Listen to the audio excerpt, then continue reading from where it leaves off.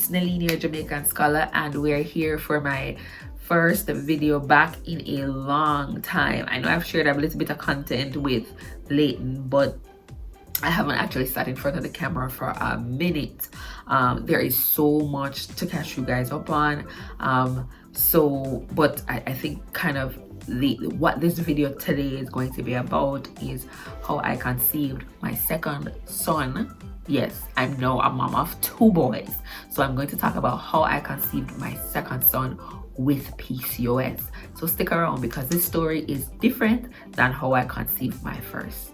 All right, so first and foremost, thank you guys so much for the persons who have been watching my videos.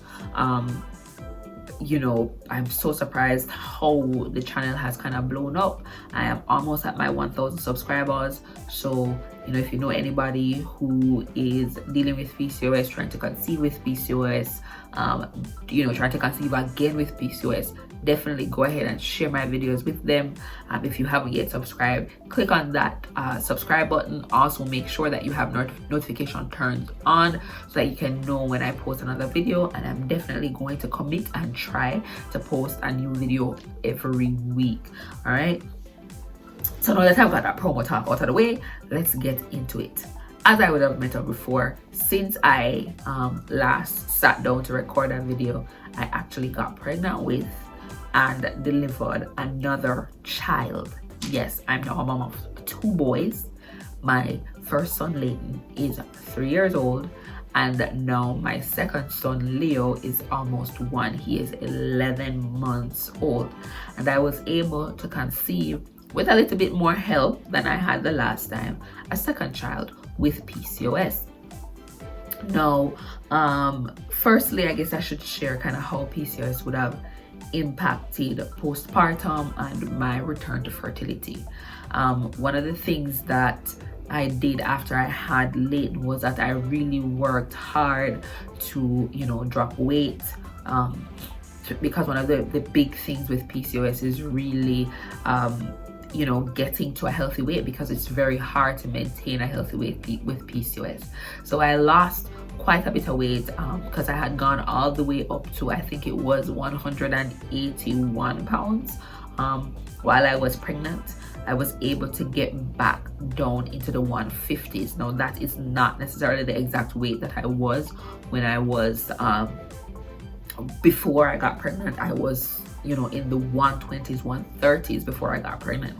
And so yes, I still was 15 or more pounds heavier than I was when I tried to get pregnant the first time. So just to kind of, you know, clear that up. But I did, you know, work out a lot and dropped quite a bit of the weight. I was, you know, wearing about a size 6 when I was trying for baby number 2.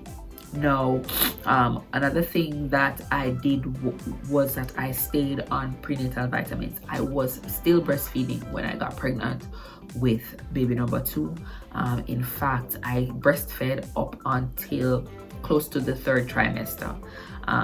I stopped breastfeeding December of 2021, and I gave birth in April of 2022. So just to show you guys how long I breastfed, and I was still able to get pregnant even though I had PCOS, and everybody was saying, you know, you have to quit nursing in order to get back your fertility. All right, but I did have difficulty returning to fertility with my PCOS. Now, I did not get my period back until 8 months after I had my son, my first son, right? And it came back on its own. I didn't have to do anything. I was still breastfeeding almost exclusively when I got my period back. We had already, my husband and I had already discussed that we would want to try for baby number 2 as soon as it was possible. So I knew as soon as I started getting a period, we were going to start trying again for baby number 2. 1, because I was older, and 2, we kind of wanted them closer together in terms of time of life. I was working remotely, and so we thought that it would make better sense to kind of get that done. You know, kind of have the babies, keep them close together, and hopefully give them some playmates, right? Give Leighton a playmate. So we started trying right after. So I got my period back in October. We started trying in November. November comes, December comes, January, nothing, right? And I was doing the same things. I was tracking my basal body temperature. I was using OPK test strips. I was timing my ovulation, so I knew when I ovulated. It's the same formula that I followed when I was trying to get pregnant with Leighton. But what I noticed really quickly was that, number one, my cycle was a little bit irregular. So I would still get a period. However, the time between periods was not the same. So I would have a 30-day cycle 1 month. Then I would have a 32-day cycle another month. 1 month I went up as far as a 45-day cycle. And so my cycles were pretty irregular. The second thing that was happening was that I was having short luteal phases. The luteal phase is the time between when you ovulate and when you get a period, because clearly that is the period in which you get pregnant.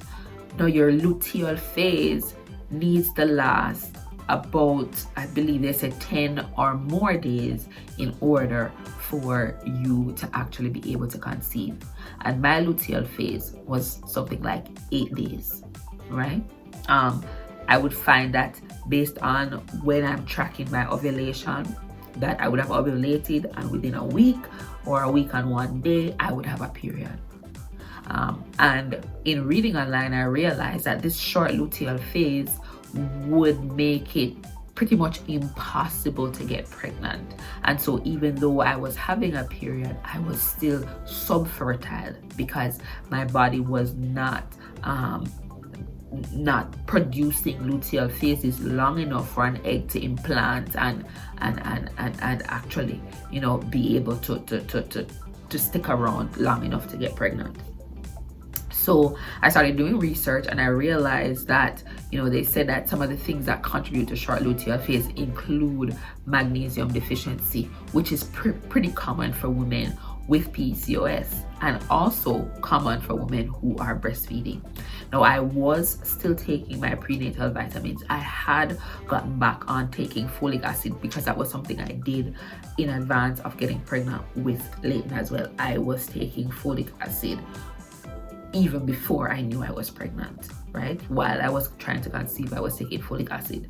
So I was already taking my prenatal vitamins. So in addition to taking the prenatal vitamins and the folic acid, I started to take magnesium, and I also started taking myoinsitol. And myoinsitol is one of those supplements that is recommended for women with PCOS, especially when it comes to helping you to regulate your cycle and increase your fertility.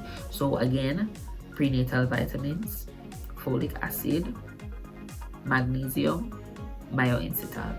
And I was taking all 4 things.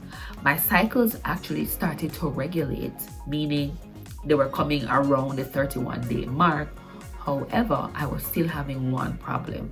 My short luteal phases were not fixing themselves.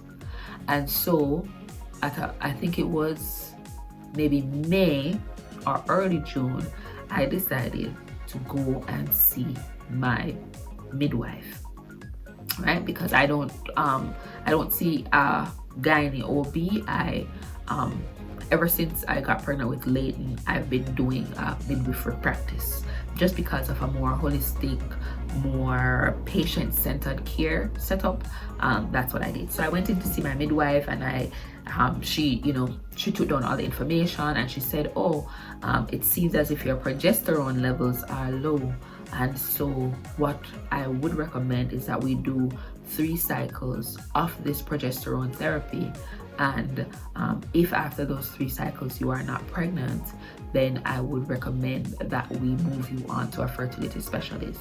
She said, 1, because of your history in terms of PCOS, 2, because of your age, we don't necessarily want to wait around for 6 months to a year, which is what they would tell younger, healthy, women, to give it time.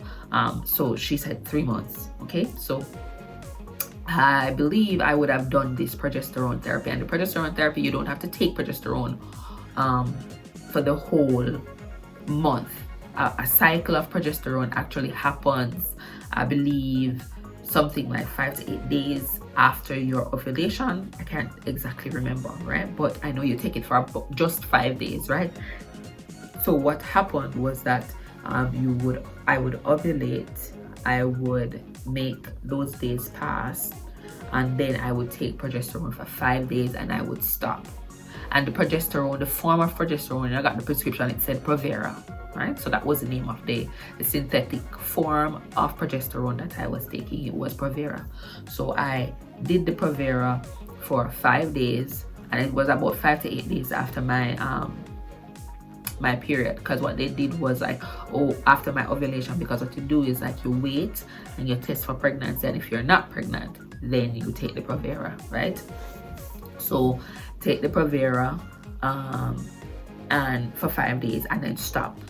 After that, my period comes, right? My period came, and I would proceed as normal, try to get pregnant, and guess what happened? One cycle, after one cycle of Provera, I got pregnant again with Leo. So I just needed a little help to get that hormone level up to push me over the edge. Yeah, and you know, on this channel I have talked a lot about kind of how we heal our bodies naturally and how we fight PCOS naturally with our food, etc. And all of those things are true, but it doesn't mean that it's always going to work. In my case, I had a particular hormone, my progesterone levels were low, and so it was preventing me from having the longer luteal phases that I needed at the end. And so just a simple trip to my midwife, and this was more than 6 months after we had been trying. So we had been trying since November, and I didn't get pregnant until July, right? I found out I was pregnant, you know, late July of 2021. So you know that we were trying for at least 6 months, and I definitely think, you know, the vitamins and the myoinsitol and all of that definitely helped. And like I said, it definitely helped me in terms of regulating my cycle, which is a big part of getting pregnant. You need a regular cycle. But the second thing that I really had to do was, once I realized that it was going on for a period of time and that I wasn't getting the result I was looking for, I definitely sought some assistance. And literally, we had a plan. It was 3 cycles of Provera. If it didn't work, then we would move on to fertility specialists. But guess what? 1 cycle of Provera worked, right? 1 cycle of progesterone. So if you are managing PCOS, you have done everything, you are trying to lose weight, you have done that, you have you know, been taking your vitamins, which I strongly recommend, right? I strongly recommend all the vitamins that I took, because it definitely helped in terms of regulation of my cycle. But if those things, you know, you've been trying, the next step is see a doctor, and hopefully, you know, something. And I would say that I was on a trying to conceive while breastfeeding group, and a lot of women there talk about progesterone, and that a lot of persons end up getting recommended to do this progesterone therapy, 5 days of this hormone, you know. So that was great, and there are different ways that you can administer it, but I just had to take a pill once per day for 5 days, and that's all I needed to get pregnant. Yes.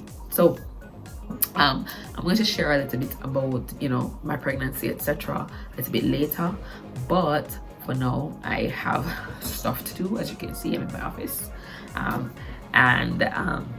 but yeah, I'm back. I'm going to be posting videos every week, and for now I'm just saying, this is Nadine, your Jamaican scholar. Want to take care of yourself, and if you have PCOS, keep fighting the good fight. There is hope. It is possible. I have 2 healthy, wonderful sons, and I am giving thanks. All right, talk to you guys later. Well, good.